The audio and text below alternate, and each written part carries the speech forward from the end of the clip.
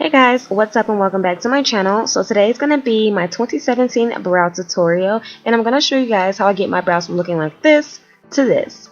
And I really love how I did my brows. I finally have the confidence to actually do a brow tutorial now, so I hope you guys love it. Make sure you subscribe and keep on watching. So this first part is super easy. All we're doing is taking a spoolie and brushing through our brows, making sure they're all going in the same direction. You want them going in one direction when you're about to fill them in. To outline my brows, I'll be using the Anastasia Dip Brow in Chocolate. And the brush I'll be using is the small angle brush from MAC, the number 266. So when you start outlining your brow, you do not want to start at the very beginning. You actually want to start a little bit behind the beginning of your brow. And you want to repeat this same process for the top and the bottom. Now I don't know if you guys can tell, but the lines are very faint and barely noticeable. This will make the blending process a lot more easier. Now since I have a nice brow shape, there is no reason to overdraw it. I'm literally following the natural shape of my own brow. Sometimes people do have to do a little bit more work because their brows are less. Once I'm done outlining my brow, I'm going to go ahead with my spoolie and start to move the product upward into my brow. I do this because my brow is naturally fuller in the beginning, so I want to add product where it's necessarily needed, and I don't want to make my brows look too harsh by adding too much product. And I did forget to mention that the dip brow is waterproof. To fill in my brows, I'm going to be using this eyeshadow from MAC called Swiss Chocolate, and it does have a matte finish.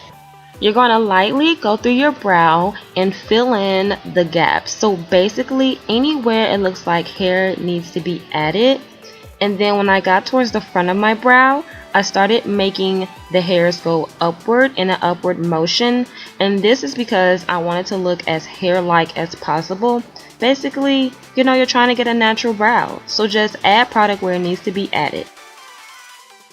Now you're going to take your spoolie once again and start to diffuse your brow. You're going to slightly drag that brow powder to the front of the brow, and this naturally creates the gradient effect, making your brow look light at the beginning and dark towards the tail. Now since we laid the dip brow first, the powder will automatically adhere to the dip brow. This is so throughout the day you won't have to worry about your brow fading because it's stuck to the dip brow. Now to get this brow all the way on fleek, I'm going to be using my LA Pro Girl Concealer in Pure Beige along with a Real Technique small concealer brush.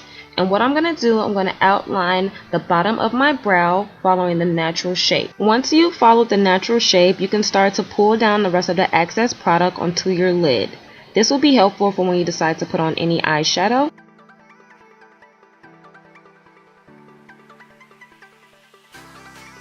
If you have to, get in there and do a little blending with your finger. Remember, our fingers are warm, so it will help move the product better. So next I'm going to outline the top of my brow using a bigger brush. I forgot actually where I got this brush from, but MAC has a similar brush. It is called the 248 Small Eyeshadow Brush, and you really want something that has a rounded top, and this basically gives you that shape of your brow. And you guys, please excuse my finger. I accidentally cut myself on a glass mirror while I was getting ready to film for this video. So again, I'm just following the natural shape of my brow and just basically cleaning it up. Then again, I'm going to go ahead and finger blend it. So next I just went back in with the leftover dip brow on my 266 brush from MAC, and I started darkening the tail, and I went a little bit in the center but not too much. This basically just seals in the powder, making sure my brows do not move.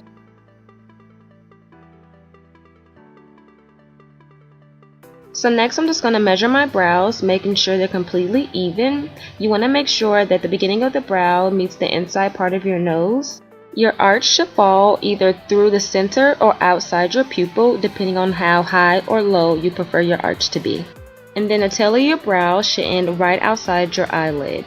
After you've done all these steps, that's how you know you achieved the perfect brow. Okay guys, so boom, since we already have one brow completed, I'm just going to go ahead and quickly fill in the opposite brow doing the same steps that I did on my first. So this one's going to be a little bit sped up since I already showed you guys how I completed my first brow. I'm basically, like I said before, doing the same steps, nothing's different. So I'm going to give you guys the real right now. Please understand when you're trying to learn how to do your brows, give yourself that time to be on that learning curve, because honestly you can't perfect your brows overnight. It does take a little bit of practice. Me myself, it took me about a year to get the general idea of how I wanted my brow, and at this point I know how I like my brows to be, so I'm pretty much a perfectionist when it comes down to doing my brows every single time. Of course, we all have our days when we're rushing and your makeup looks like crap, but a lot of the times I do take my time when I'm trying to at least get my brows to look perfect. And always remember too, eyebrows are sisters, not twins. So as much as we like to believe that our brows will look exactly the same, they never will. Me personally, one of my arches is higher than the other, so I try to get my brows to match as much as possible. And that's why you see me doing this little connect the line. This is me trying to get my brows to match as close as possible.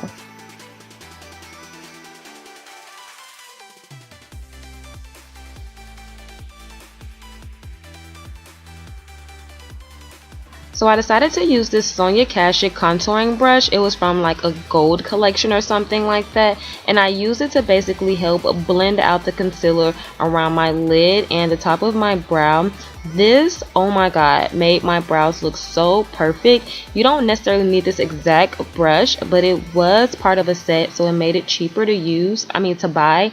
So yeah, this is really great for when you're trying to really like blend that concealer out, especially if you don't want to put on any makeup after you do this. This step is like really helpful.